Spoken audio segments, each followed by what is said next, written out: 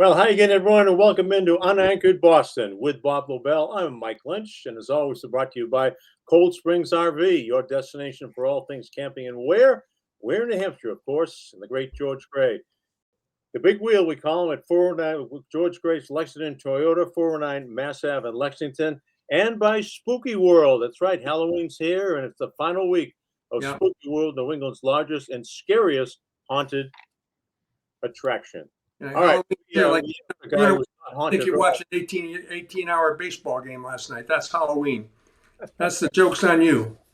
Yeah, I'm glad I didn't get involved in that. You didn't see it, huh? You didn't stay up for that. No, I didn't watch a pitch of it. I woke up, saw it was 18 innings. So I was glad that because once you get involved, then you get caught up in it. So I was glad I didn't watch any of it. No shit. I mean, you're right. I was in and out. I couldn't go to sleep. I couldn't stay awake. I couldn't go to sleep. I couldn't stay awake. It was just one of those things. Shut up. Turn off the TV. No, don't turn off the TV. Just one more inning. No What time did it end, actually? It was a 7-hour game, so it started. So it had to be close to midnight. Oh, later than that. It Yeah, has to be well, later than that. Yeah. I'm never really good at math, but I didn't check the clock when I went to bed. We ought to introduce our guest. Think, Lynchy, I think we should introduce our guest. You take it away. One take, Bob. Everyone knows the rules. One take in the introduction, so it's up to you right now. Go get it.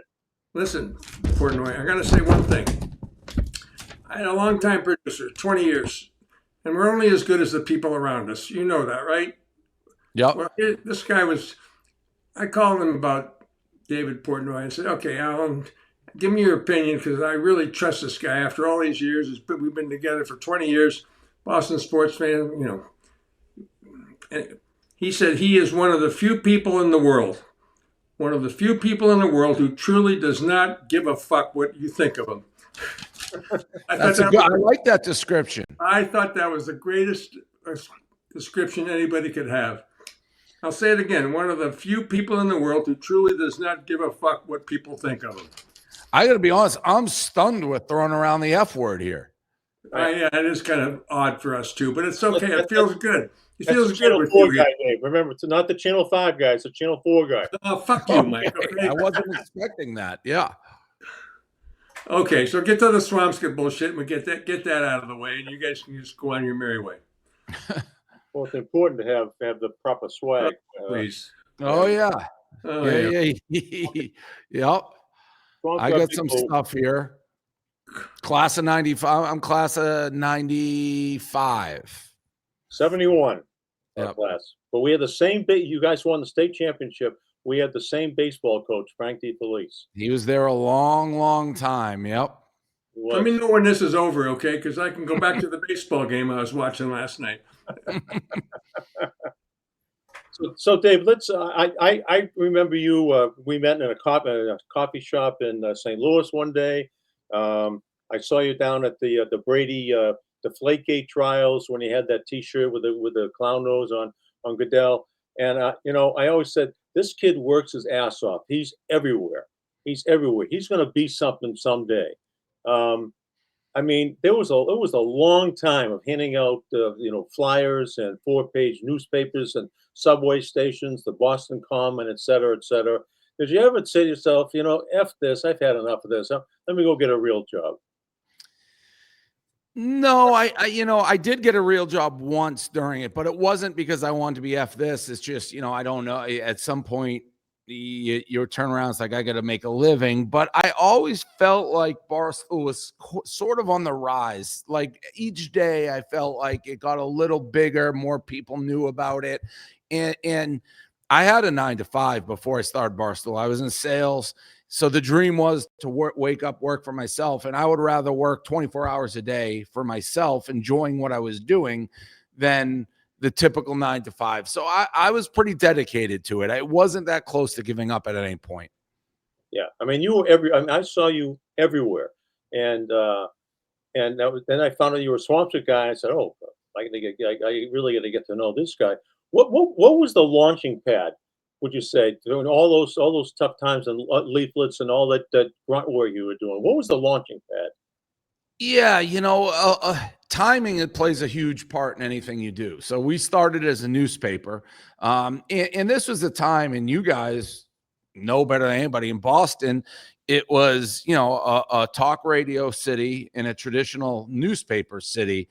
And you really, to get involved in that, you had to be sort of lucky, get hired, whatever it is. But like, you couldn't just make a name for yourself on your own. You had to, in this world, get hired by, whether it be the Globe, Channel 4, whatever, a network. And then the internet came along. So the internet changed the trajectory of Barstool, because we went from the newspaper, which was nice and catching hold in Boston. But once we were able to go online, it totally changed everything we did. Now, it wasn't a plan of mine. I didn't see it coming. I used to wake up, hand out the newspaper outside South Station, different stations. A guy who got used to taking the newspaper was moving from Boston to New York. He's like, if I build you a website, will you put the newspaper on the website? I said, knock yourself out. If you do it for free, we'll put it up there. So without that fortuitous moment, we're probably not here. Like when I started, if you said, hey, what's Dave do? He runs a blog. People would be like, I don't know what that is. I've never heard of a blog. Right. So we were just really early, right time, right place. And so many different factors. Boston sports, like the second we started, when bing, like everything all of a sudden exploded. The Patriots, the Red Sox, the Bruins, Celtics. And we sort of became the face of the fan. So people from Boston would move and go to different areas, and everything just kind of came together. Right timing, right place, right people, right city. And to what you said, I was working, I didn't take a day off for 10 years. We were everywhere. We were on top of everything, and hired some talented people, and lucky breaks, right time, right place. Yeah, I think surrounding yourself with people you can really trust is important. And that's one of we the have a lot of the same people we had from day one. Yeah, I don't want to bring up a sad thing, but you lost one of your great guys this weekend, Dave. I know you probably want to just mention him, because I know that he really, really was close to you. Yeah, so we lost a tragic turn of events, and that's life. There's been two. I mean, Nick Mangold, we were pretty close with as well. He was a big fan of ours and did a lot with us. And then we had an employee, Cody Frank, known as Beef affectionately, was a golf guy, and he was in the Dominican, had a health emergency. And so I found that out yesterday. We're supposed to have this big golf, and he's in it, this big event that we're doing. So, there's really no words for it. It just makes you appreciate every moment you get, because you never know what tomorrow is going to bring. So clearly sad, tragic, and thoughts out to his family and everybody who loved him. And Dave, you talked about the growth of the company in that great era when Boston was having so much success with the sports teams, with the Brady and the Patriots and the Red Sox, 4 championships, and it seems like they couldn't lose. But there was a time before that set all that up. It was the time of misery that Lynch and I lived through. That, it was, you expected them to lose. It was the Bill Buckner times. It was the crisis moments that, oh, don't worry, it's all going to go down, going to go to shit anyway. No matter how far we get, it's going to end badly. And that helped us in a weird way, because there was, sorry, just buzzed this person. There was an element, and you guys could be friends with me, you could not be friends with them. We butted heads with like the Dan Shaughnessy's of the world, who, for a Red Sox fan, you almost grew to hate him, because it felt like he was rooting against the Red Sox. Like it seemed like he profited off their misery. And for, 86 years or whatever it was, until he was always right. And then we came along, and we were the fan perspective. We're not in the clubhouse. We love everybody. We don't care that Manny threw a guy down a flight of stairs. We care that Manny hits home runs. And it was a very different way to cover sports, where it's like we're just rooting for the teams. And that coincided with them starting to win. So it was like almost as if, Borges had a thing with Belichick. Like they didn't like each other. And then we come in and we're just like, we're rooting for the Patriots. And guess what? They're winning every week. And Brady's in here. And it took like Borges a long time to finally turn around and be like, they may have something here. So it was like we're this new media thing that was coming at it from a very different perspective of like very gung-ho, like, oh, what do you mean the Patriots are going to lose? What do you mean the Red Sox are going to lose? No, they're not. And they started to win. And so it was like a different vibe. Everything just worked together, where I think there was this image of like, the traditional media, they're actually like rooting. It seems like they're rooting against the hometown teams. We're rooting for them. So there was very much that feel. That's really a good point. And I'll just emphasize that, and I'll be the Darth Vader here and come up on the dark side, because I live that side. And that same Alan Miller who called you the person that really truly doesn't give a fuck about what anybody thinks of him, we would talk all the time. And it was always, he and I would always agree, God help me, I'm going to lie. I'm going to say I never said this. So that it was always better for us when the Red Sox lost. Because it moves, misery moves. It was much more fun when they lost, because you could make fun of them and enjoy it and have a sense of humor and come up with panic buttons and all this other bullshit that we had created around the frustration of not being able to close the deal. Yeah, and that played forever because they couldn't. So it just so happened, like quite literally when we launched, I think the Red Sox won the World Series maybe 6 months later. Like, I mean, and then everything just started happening.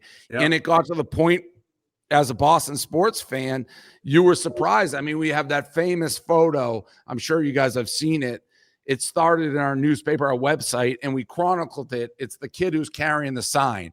And he's like 6 years old, 2 parades, 7 years old, 8 parades, 9 years old, 14. And every year he's shown up with this new logo as a Patriots, a Red Sox.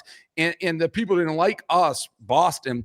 This kid became the bane of their existence. They're like, this kid's 10 years old. He's got 14 parades. But it was an unbelievable time. And how much that played to our success, I don't know. I'll never know, because we had it. I don't know what would have happened if we take away. But, the first thing people who hated the Patriots did was they looked to see what was I doing. And it wasn't just that they were winning. They were embroiled in so much controversy. And Belichick is so hateable if you don't like him. And Brady even was, during that time, people hated him. So it just, everything broke Boston's way during that period. And it just so happened that's right when we started. It's interesting. Go ahead. I'm sorry. Just do a quick Deflategate thing. Go ahead.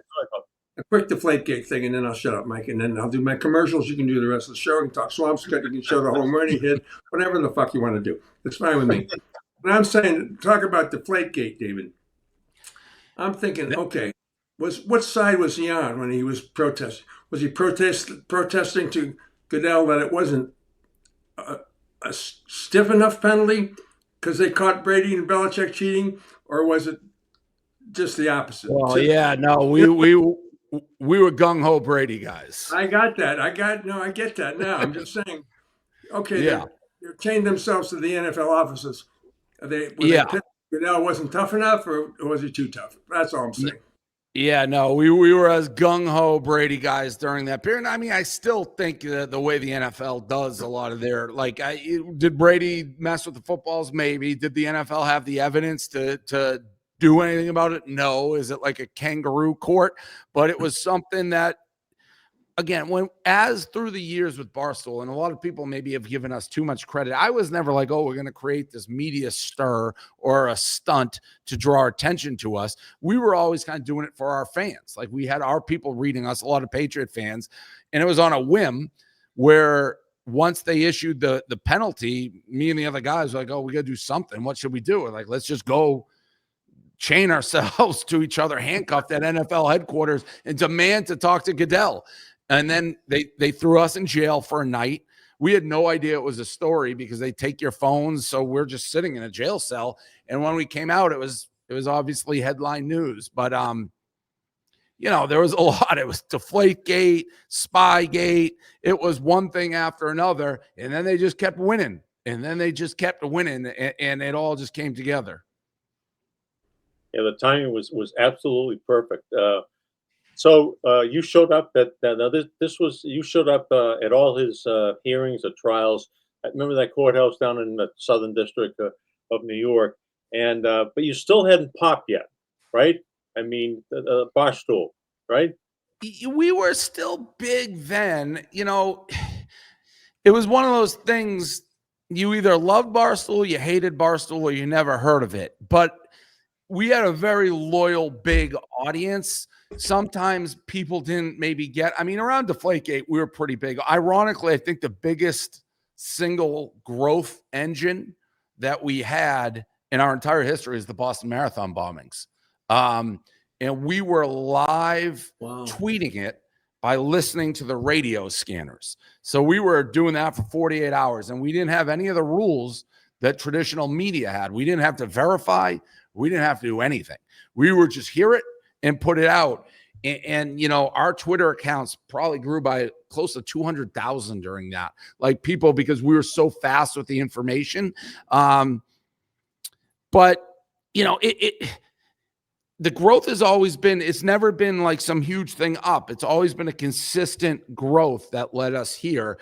Maybe when we moved to New York, 2016, got some investment that accelerated what we were doing, but we always had a very good fundamental base, which not everyone's understood. It's like, we've had so many controversies, and I think people are sometimes like, well, this will put them out of business or they'll go away. They don't realize I was hand delivering papers for a decade in Boston, and our base of fans is like a foundation of a house. They'd been following me for so long. They had a pretty good idea of my character. So they're like, well, we believe what he's saying, not what other people. And we've been with this guy for over a decade now. Yeah, and we trust him. He doesn't give a fuck what people think of him. Yeah, and I don't. I mean, I care. Like, if I care about you, if I value your opinion, if I know you, I'm like, I think this person's intelligent, I'll take feedback. But there's so many people who don't know me, they may read a headline that I think is totally false. So I don't care what anybody who doesn't know me thinks about. That doesn't bother me at all. What were the biggest crisis points? I mean, you mentioned these, near disasters or things that, Well, you guys may remember we posted Brady's kid, a blog, and that became like Glenn Ordway was calling for me to be in prison, and people show up my house. That was what I would say traditional media did not understand the internet. So Giselle was on a beach with their kid, Ben, I think he was like an infant, naked. This was all over the internet, this picture. Like, people were acting like I hid in a bush and took it myself. It was a paparazzi photo that was on every site that I visit to get information. This was the height of the Brady Peyton Manning rivalry. The kid, infant, Gerber baby. I said Peyton Manning could never have I said the headline, check out the howitzer on Brady's kid. And then the blog was Peyton Manning's kid. Peyton Manning could never have a kid like this. That was the whole thing. It was a shot at Peyton Manning. I didn't think twice about it. Like, I posted it, went on my merry way. 24 hours later, the police are at my house. It's on every single thing. And to me, it was like old media didn't get new media. It's like, I didn't take it. This is everywhere. Like, I tried to make a Peyton Manning joke. That was a big early crisis. And then we've had tons. We've been called every name in the book since then. Me personally, sexist, homophobic. I've been called anti-Semitic. I'm Jewish. I mean, I've had it all. I've had it all. I think that the great thing is the people that follow you and follow Barstool is a group of people that wants to belong somewhere. They're not old enough to own their own business. They're not old enough to be, have 3 or 4 country club memberships. They're looking for some place to belong. And I think a lot of those people gravitate to your theories, your principles, what you stand for. And come on, you're welcome here. You may not be welcome at the country club. You may not be welcome in the corner office, but you're welcome here. And they have come by the hundreds of thousands and millions to you. Is that an accurate assessment? Yeah, I mean, we've definitely skewed now all ages. We may have the country club people because I'm 48. So we've had people who have been following me since they're 24. So, and I'm handing out newspapers in South Station. So we could have very successful, rich. We have all types, from college all the way up to my age, maybe even older. For the most part, I describe ourselves, so like, I don't like either extreme. I don't like left extreme, right. We're pretty normal guys, girls who are trying to get through the day and have some fun and laugh. I think we know when to get serious, but for the most part, it's always been, if you're sitting around at a bar watching a game with your buddies, what do you talk about? And we just turn the cameras on, and that's what it'd be. It's not overly serious. And sometimes I feel like that's why people love us. That's also why sometimes we end in trouble, because, if you don't know anything about us, you don't realize we're just busting each other's balls. Like, we're not trying to be serious. We never have been. And that's what we are. Feel like you're walking a fine line every day because on thin ice, and the next knock on the door might be. Yeah, that period has passed. I definitely felt that way for a while. I think people have learned, for better or for worse. Like, if you hit me with a feather, I'm going to try to hit you with a sledgehammer. And we have a pretty big audience. Like, I don't throw first punches, but it's a fairly calm period and has been for a while. But I think we've kind of gone mainstream is what it is. It's like, even when we started in Boston, people thumb their nose out about us. It's like, oh, these guys are in the basement. They're not real. Like, don't pay attention to them. And, the world has shifted, and now people know who we are. And like, ESPN moves our way. Like, McAfee was our employee. Like, I was going to ask you about Pat McAfee. Yeah. So, and you look around, like, a lot of the biggest stars nowadays, whether male, female, Alex Cooper, who's like the biggest female podcaster there, she was ours. So we've developed stars, and people are trying to go our way. Like, McAfee was a superstar, and nobody would hire him when he was done with the Colts. We hired him. He worked here for a couple of years. So it's a changing landscape, as I'm sure both of you guys are well aware. Did you hate Lynch, me, and Dennis? No. Well, I always knew Mike was a Swampscott guy. In fact, I think, like, there's a shot. My mom was a freshman. I think maybe cross paths in high school. So I knew that. I always like you. The people who stuck out to me that I'm like, I don't like, Shaughnessy, Borges. Those are the two that, to me, it's like they hate our teams. They hate them. I never got that from you, Bob, and certainly not Mike. But, I felt like those two were profiting off of our misery. That's really how it felt. And Borges stuck with the him versus Belichick thing long after Belichick had won that war. It's like, you got to give up. The guy, he's like the greatest coach of all time. He'd probably be in his heyday right now with the stuff going on. I was going to ask you about crap. Did you sit there at night with the clicker and go channel 4, channel 5, which one comes on first, which commercial break? Were you one of those guys? Yeah. I wasn't loyal to one versus the other. That was nice of you to say. Thanks. Well, I wasn't. I know, I believe you. As long as you didn't say Dennis, then you're free. Well, John Dennis, I mean, we unearthed. Do you remember that voicemail? Rotillo, Rodillo. Do you remember that? That was ours. That was sent to us. So, and I got along with him because I was on Dennis and Callahan. I told him, remember, Lynchy, I said Portnoy's going to like Dennis and Callahan on the radio, not so much. Yeah, I was a guest, and then they fired me. Jason Wolf fired me during that Brady thing without telling me. I read it on a press release, and I was very mad. I was like, I'm on your airways. I feel like I have a pretty logical defense as to how this picture ended up on our website. And they said they didn't have my phone number. It's like, but I call you every week. How can you not have my phone number? I actually asked for the audio because I want to play it. I'm like, you are basically telling people they should come to my house and assault me. Like, we never said that. I'm like, well, give me the audio. Suddenly the audio was lost. So I really hated EEI for a long time. Are you doing what you were born to do, you think? I don't know about that. I honestly started Barstool. I didn't think people know who I was. I was running it as a business. I had aliases for my name. I truly just didn't want to hate my job waking up. And again, maybe born for it. I mean, I'm sure you guys feel similarly. We get so many resumes. If you can't throw a baseball 104 miles per hour, if you can't run a 4.240, most guys would love to be involved in sports. And that's what I want to try to figure out a way to do. And we were lucky enough to do it. Did I ever think it would be this? not in a million trillion years. I would have been very happy making 60 grand a year, waking up and being involved in it. And again, so many things happen that were not planned, and just right time, right place, lucky breaks, right people. And it's hard to believe the ride that we went on. It really is. No, I think Lynch and I feel the same way about our jobs. We never planned for this. We have no idea we were ever going to do this, which is something you never know till you're like 35 or 40 what you're going to end up doing in life. I just knew I didn't want to hate it. I worked a sales job 9 to 5. When I graduated, the economy was great.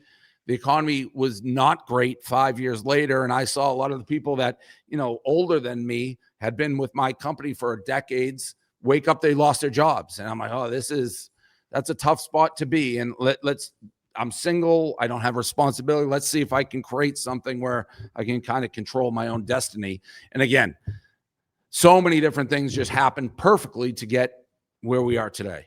Okay, I got to do a commercial, David. So I just put my ghost head on because it's Halloween. Okay.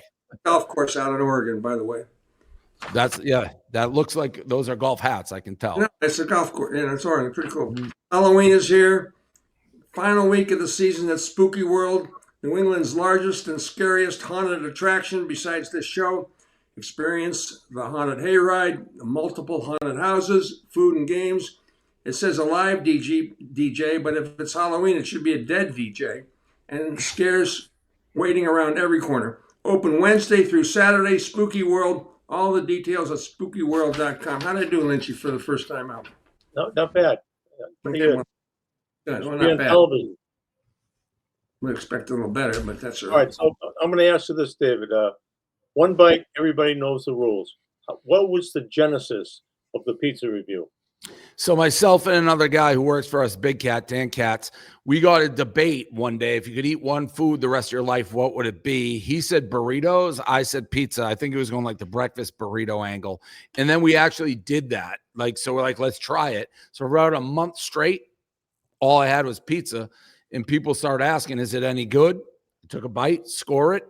And I could tell it hooked people. So I just continued to do it. It's probably the number one thing people recognize me as. I don't know. Sometimes I don't know if it's an insult because they don't know anything about Barstool. They'll just know I'm the pizza guy. How many pizzas do you think you've taken a bite out of? Probably 4,000.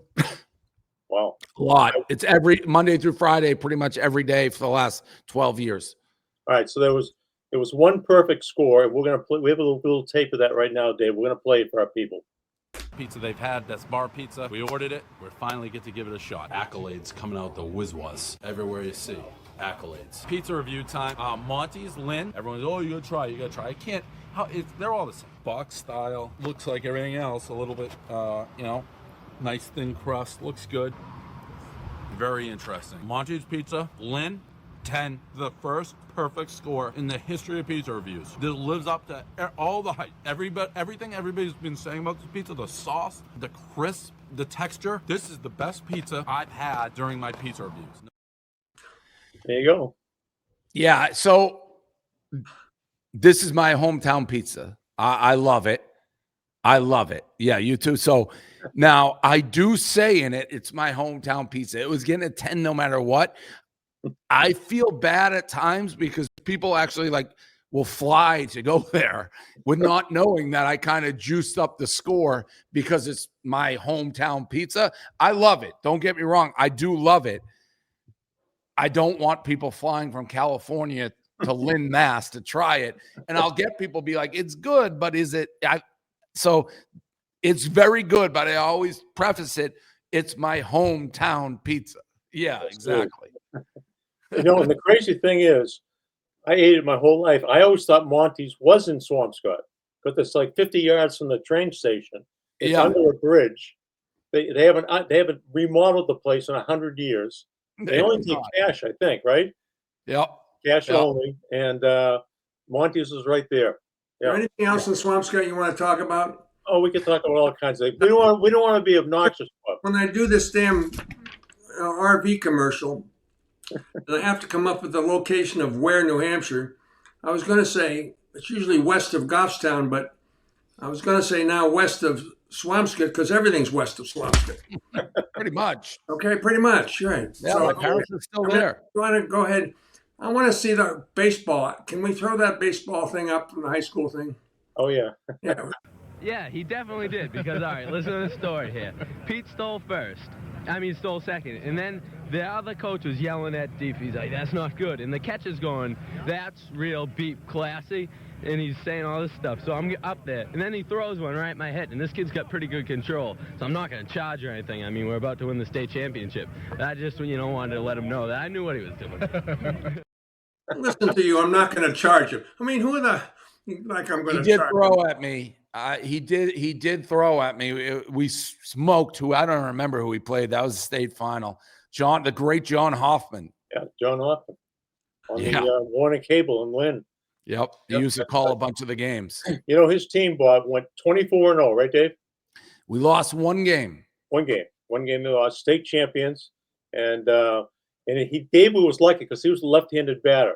And we had a very, I wouldn't say short, but down right field, it was left field. You could stand. Billy Canigliaro played. I was the bat boy. Yankee Stadium, basically. He'd stand on the basketball. The outfielders would stand on the basketball court, and it'd be a 500-foot out.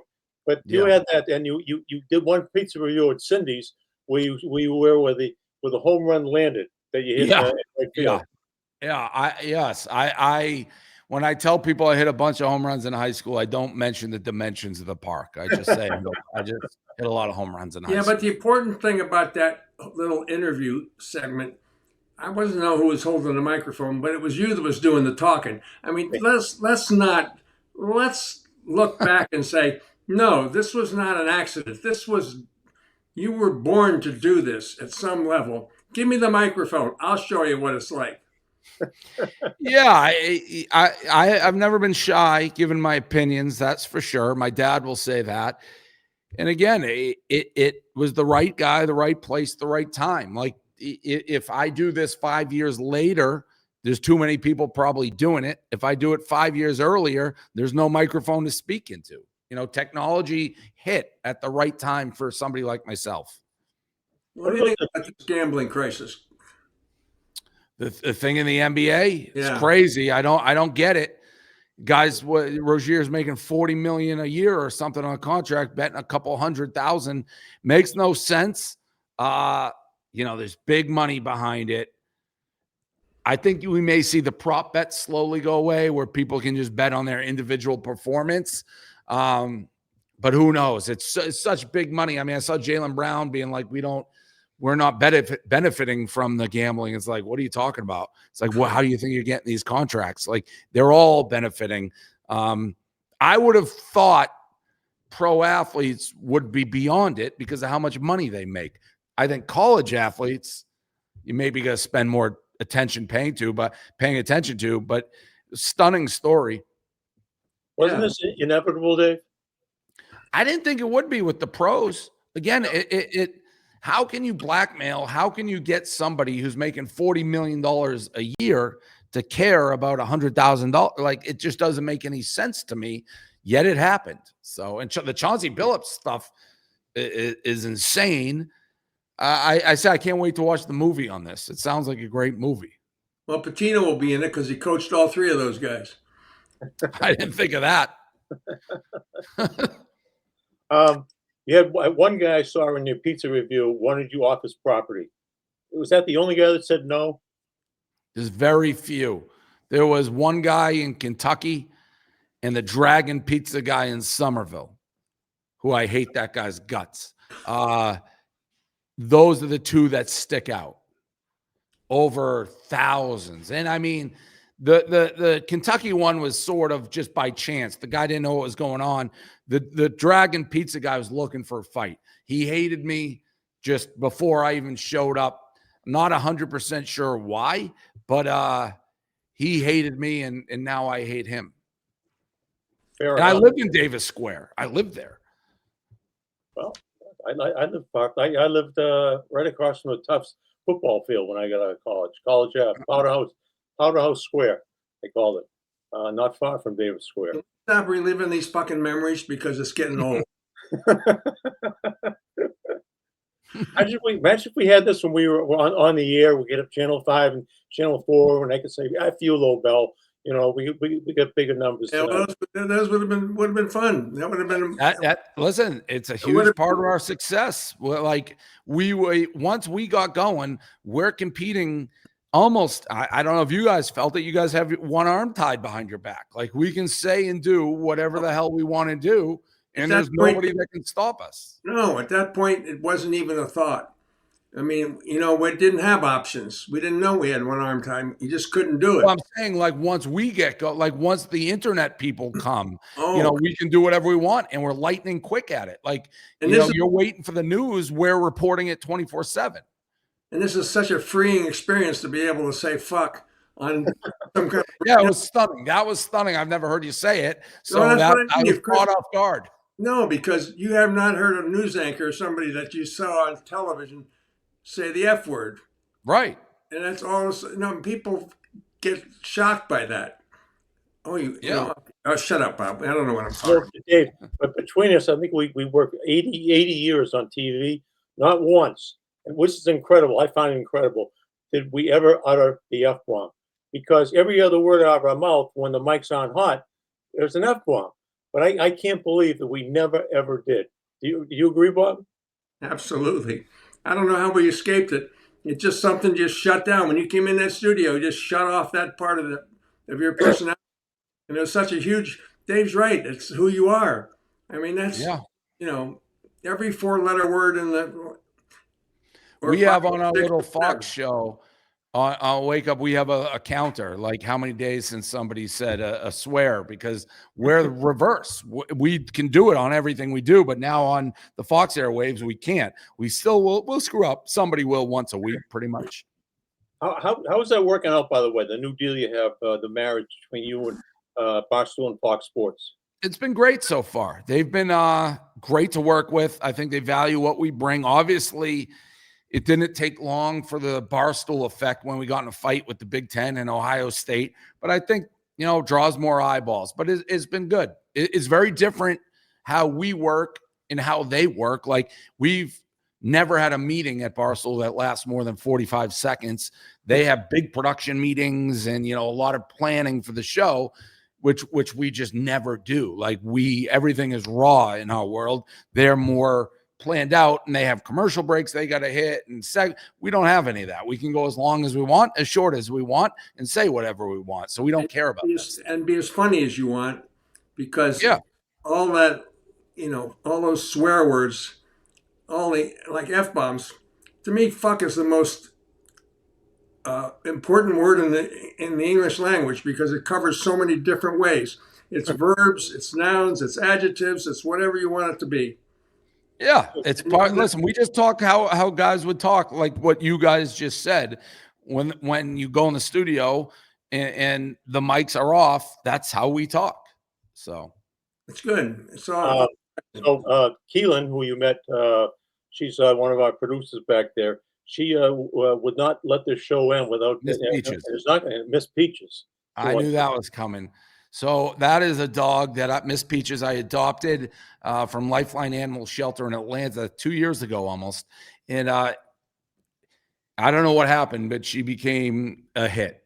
Like, she's the most popular, famous thing we've ever had at Barstool. People love her. She's raised a ton of money for charity. So she's a very, very popular dog. And she has her brother Pete the Beagle. So they've both become well-known in their own right.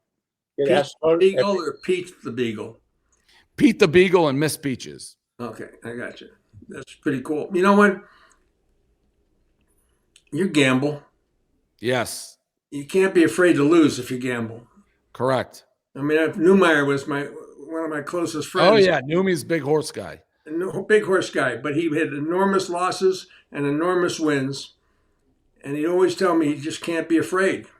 Yeah. You don't start chasing your losses, but don't be, you can't be afraid to lose.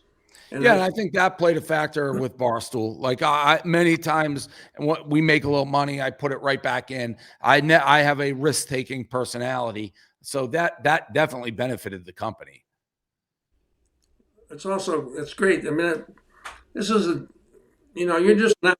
You're a philanthropist. I love the Miss Peaches thing, and all this stuff. I was going to ask you a bunch of questions. Go ahead, Lynchy, but I want to ask. No, but you know what I love during COVID and the amount of money you raised. I want to say close to 40 million, maybe. Was that Yeah, right? closer to almost 50 million. 50 million. And how many businesses were ready to go under for good that you resuscitated, kept them afloat, and now are thriving businesses because of what you did. I know one of them in particular. I won't mention their name, but that was something you didn't have to do. How was this spawned? Yeah, so in very typical Barstool is very organic. So during COVID, I'm pretty passionate about small business, and when COVID hit, there were so many businesses, restaurants, bars, gyms, bowling alleys, whatever it may be, that they were told you can't open your doors, you can't have customers, and by the way, we don't have money to give you right now. And I always looked at it, if Barstool had gotten to that point where I had worked for 10 years and then this hits that would have put me out of business. So we came up with this fund, the Barstool Fund. I put 500 grand of my own money into it. I said, we're going to try to save as many small businesses as we can. What we're asking, as long as you still have employees, send us your bills. And by the way, we want a track record that you're running a successful business. The only thing that changed was COVID. Like you have a track record where you can pay your bills, making money. And so we got all these nominations and we picked about 450 businesses. And what we did was, it wasn't like we gave them a one-time check. We got their expenses, their payroll, their electricity, whatever it is. Let's say it's 20 grand a month. We would pay that every single month. Every month they get a check for 20 grand until they could go open their doors again. The beautiful part of it, and unlike the government, once you got approved, you had the money 24 hours later. It wasn't this, it's like, yep, you're in, boom, check was there.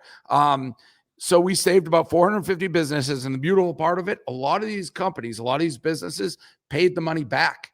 Like once they were able to get going, they're like, go save somebody else. We just needed a bridge to get through this.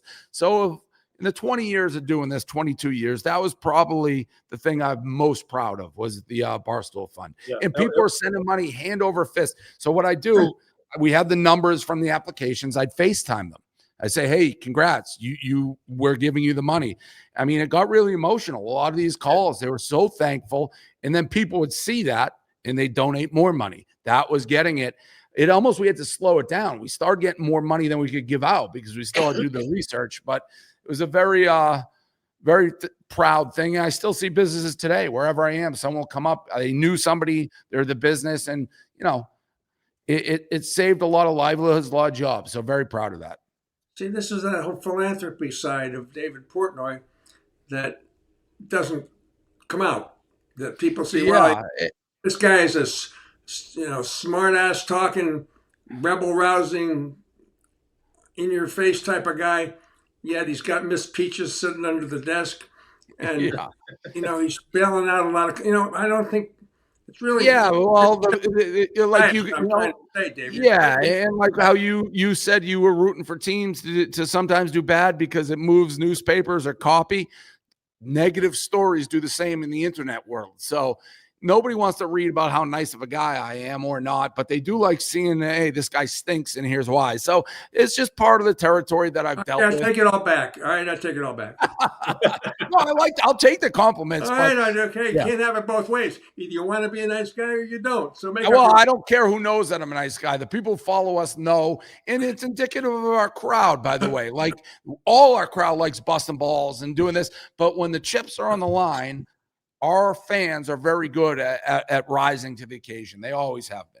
The Swamp Street guy. It's a Swamp Street guy, Bob. Yeah. I mean, even the marathon bombings. It's one of the first things we did. We raised $250,000 for Mark Fukili, the way the One Fund did deciding who gets money, and we were able to help him get a new house. Our crowd stands up when it's time to stand up. They always have.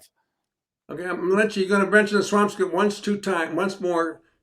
too often because he was born in Salem. Okay, you can No. hang out. You can No, hang he's out where you born- Well, want. we don't have a hospital. I mean, what am I gonna? There's no hospital to be No born hospital. in. I was in Lynn Hospital. But I was in Swampscott, Don't you know what?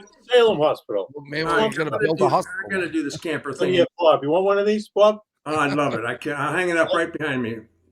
But I'll turn it around. You don't mind if it looks toward the wall. Okay, this is our camping thing, David. And I'm assured, I could be wrong, but you probably have not done a lot of camping. Probably Never was a big camping guy. No. think so. I just We get the beach, Bob. We don't need that. Yeah. fuck the beach, okay? Okay. Go look for Brady's kid on the beach. Fuck the beach. Off-season pricing is here, campers at Cold Springs RV. The best time right now to buy with their end-of-season savings. Check out the latest in new and pre-owned pop-ups, travel trailers, fifth-wheelers, and motorhomes. There's 4 things I mentioned, Dave. You probably have no idea what they are. And don't ask me because I have no idea what they are. But they're good, and they work for the people that are into camping. And as far as your RV secure winter all along with storage, starting at just $100 a month or free winter storage with an RV purchase. Hell, you can live for $100 a month all winter long. Where can you get a deal like that? Protect your RV with winterizing at their Pro RV Service Center. Get to Cold Springs RV in Ware, New Hampshire. Whereabouts? Where's that, Bob? West of Swampscott and north of Tingsboro. Okay. Learn more at coldspringsrv.com. And this is another part of the commercial, Dave, where Lynch will tell you what this next part is about. You're involved in it. All right. So John Madden didn't like to fly. He had a Madden cruiser. So we're going to try to convince Cold Springs RV to build a Lobel Lynchy cruiser. It'll be the state of the art everything. So we don't pay our guests, as you probably figured out by now. And so, but when it's built, we're going to let you keep it for 1 week, use it, go across country. We'll fly you back from the West Coast, but you have to pick one person to ride shotgun with you, who you'd like to listen to stories, exchange stories, Wow. spend 7 days with, alive, deceased. It could be in sports, politics, historical figure, somebody that you think you'd like to spend 7 days with driving across the country. That could be a fun time. Who would it be? Wow. Okay, Mr. Barstool, you're the one. Dead, probably Jimmy Buffett. But overall, I'd probably pick Miss Peaches. But if we're going dead or alive, I have shirts that say anti-human pro dog. I tend to like dogs more than people. So 7 days with anybody is probably going to wear me out. But I'm a big Jimmy Buffett guy. So that would be probably my human pick. Wasting away again across the country, huh? Yep. Nothing like it. Wow. What do you think about all these coaches? Story. Let me mention this. I shouldn't even mention this, but my ex-wife, one of my ex-wives, my most recent ex-wife, is dating Jimmy Buffett's bass player. Oh, no kidding. Wait, what's his name? Jim Meyer.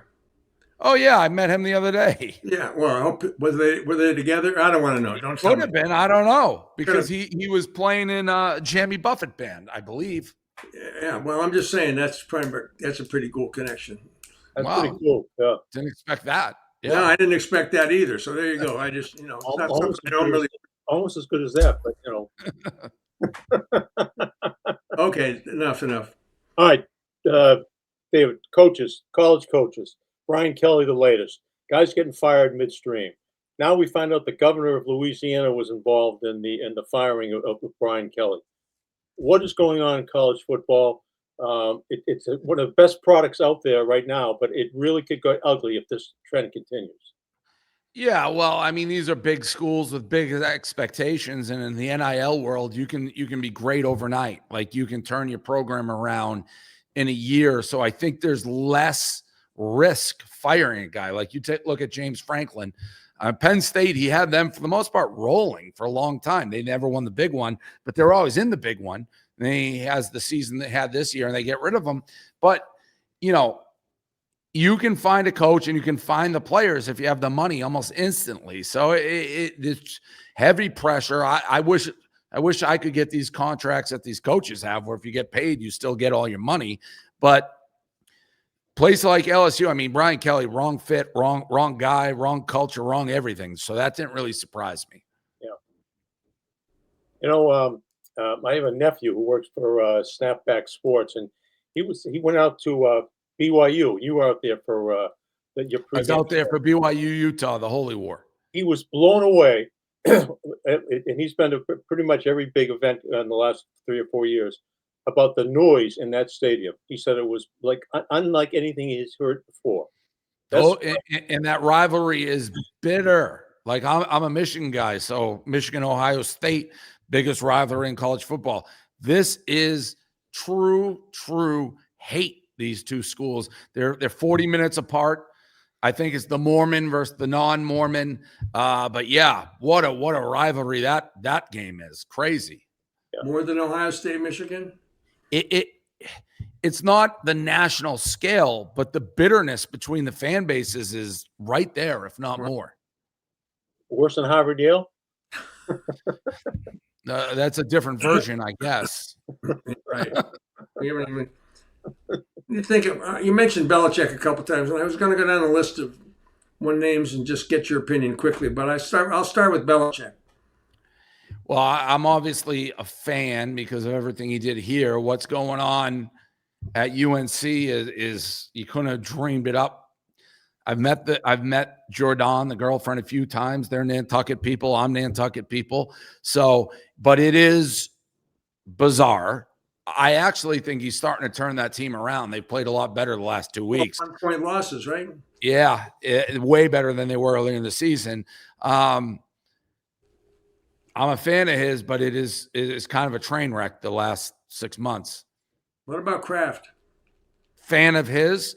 I mean, it's all the three guys, Kraft, Belichick, Brady. From me, it's like, it's like your kids fighting. You never want to see those guys with how much success they had, but I'm a fan of his as well. Big fan. I got to get one more spot in here, Dave, before we let you go. You get ready for it. I'm just going to ask you, Mookie Betts or Kyle Schwarber? Who would I rather have back with the Red Sox? I'm just saying, which one would you pick? Betts. I mean, Betts is an all around with the defense. Yeah. He's spectacular. This is why can't we get players like that? So that's crazy. I mean, the ownership, I've never been it's hard to criticize them, but they're carpetbaggers. So they run it now as a business. They had all the success in the world. So they basically, I think, were able to get away with some decisions that, they treated the Red Sox like a small market team to a degree, like Mookie Betts, John Lester. These are guys that they wanted to stay. To not stay is a crime. A year ago at this time, we were talking about maybe a 4 or 5 year dynasty run by the Celtics. Now we're wondering if they're going to make the playoffs. How does it happen? I know, the Tatum injury, I know, but he's going to be back playing. How have they gone to irrelevance from prominence so fast? Well, I think, I know it's simplistic, but the Tatum injury is devastating. Well, I'd rather him not play this year and they tank and get a draft pick, and I think they'll be right back. They'll be right back to the top of the heap. Wow. Hey, let me read this thing quickly. If you're thinking about a new vehicle, go where Lobel and Lynch go. Go see our good friend George Gray at George Gray's Lexus Toyota. We've been customers for years because we know that George Gray will treat you right. They're family-owned and operated dealership that we trust, and you can trust as well. Go see the big wheel, the great George Gray at George Gray's Lexington Toyota, 409 Mass Ave in Lexington. And I know he's a Barstool sports fan as well. He talks about you all the time. All right, well, tell your mom I said hi. I will. If we cross paths, that would be great. And Bob Lobel, one more final time. Are you sure you don't want one of these, Bob? Thanks. I got mine. This one. I'm okay. I got my little ghost. My high school buddy is a superintendent now. Who's that? Kalishman. Oh yeah, he was a baseball coach. Yeah, he grew up across the street from me. Like one of my best friends. Oh, for crying out loud. He's a great guy. Yeah. Awesome. Yep. Good guy. Good for him. Who's the best Celtic player you ever saw? Bird. I caught the end of Bird, but Bird.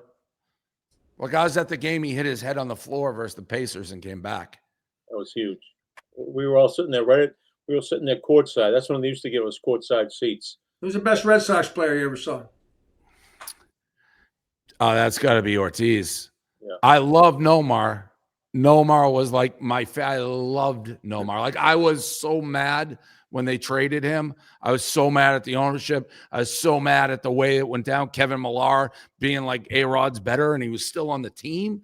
Like that, I loved Nomar. But David Ortiz, well, Pedro, but what David Ortiz did in the playoffs, that will never be maybe seen by anybody ever. I mean, anytime he needed a hit, he hit a home run. It was crazy. Yeah.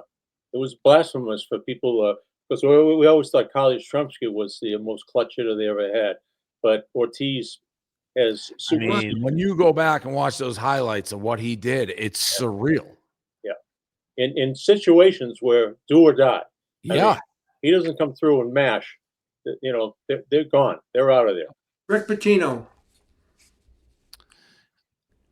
I'm a fan of his. His Celtics stint is such a quick blur in my mind. Like Bird, Parrish, McHale not walking through that door. If they did, they'd be old and gray. It was so fast. Like, I really don't think of him much as like even associated with the Celtics. It was just so fast and so brief and such a disaster. He's a college coach to me. I think of him, Kentucky, Providence, even a little bit. He's got it going at St. John's. I don't think of him as a Celtics, like as part of our history, really. Good. That's interesting stuff. That's good. Scotty Scheffler or Tiger Woods? Tiger for now. You play golf? Poorly. You play up here at Grand Links? I played there before. Did you have an event up here a couple weeks ago? Yeah, we do a traveling circuit called the Barstool Classic. I must have lost the invitation in the mail. Well, I didn't send them out. I'll make sure we get it. That's right. I got to check. I didn't play there either. So I got to check my mail more often. That's all. It's just a matter of it's on me. Dave, you were great. Really great having you. Thank you, guys. It's a lot of fun, Dave. Thank you so much for doing it. Go Big Blue. Say hi to all my friends back there. If we get back up, my mom's still on Banks Road. So. Nice. Yeah, my parents are on Humphrey. Okay, just to interrupt the conversation, favorite stunt you ever pulled off? I mean, it's got to be the Brady. That's the one that's going to stick. To going to jail. That's got to be number one. How was jail? How was it like in jail? Well, also, we did the clown towel thing at Foxborough, which the first day that Goodell came back, we gave out 40,000 of those towels, and he couldn't go anywhere in the stadium without it hanging in the back. The Crafts called me. They said, we don't let anybody bring anything into the stadium. We can't, because then everybody would do promos. We'll turn a blind eye to this one and let you bring them in. So that was fun. Were you scared when you got thrown in the paddy wagon? The cops were very nice to us. They're like, we know who you are. We know you're not a threat.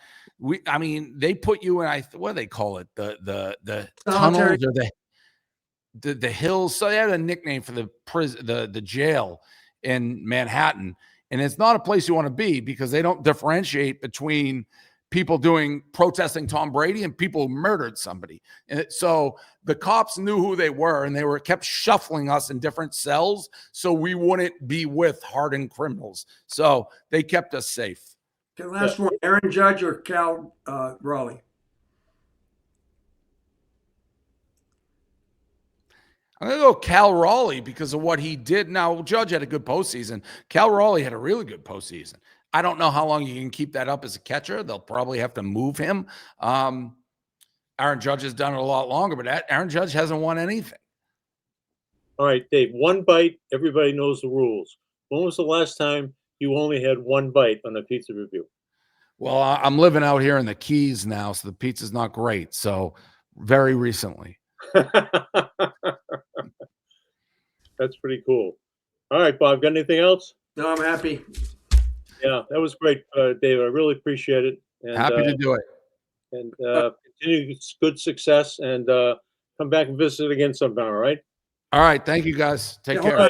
One more thing. I just want to say one more thing. One more thing. One bite, Bob. Everybody knows the Finish rule. the way we started. He is one of the few people in the world who truly does not give a fuck what people think of him. Very nice compliment. True, and a nice. I'll take it as a compliment. Some people could say that's an insult. I take it as a compliment. Let's end with that, okay? Thanks. All right. Thanks, Dave. Thanks. Take Dave care. See you Portnoy is guys. our guest. Follow us on UnAnchoredBoston.com and make sure you watch us on Where'd he YouTube go? as well. He left us. Elvis.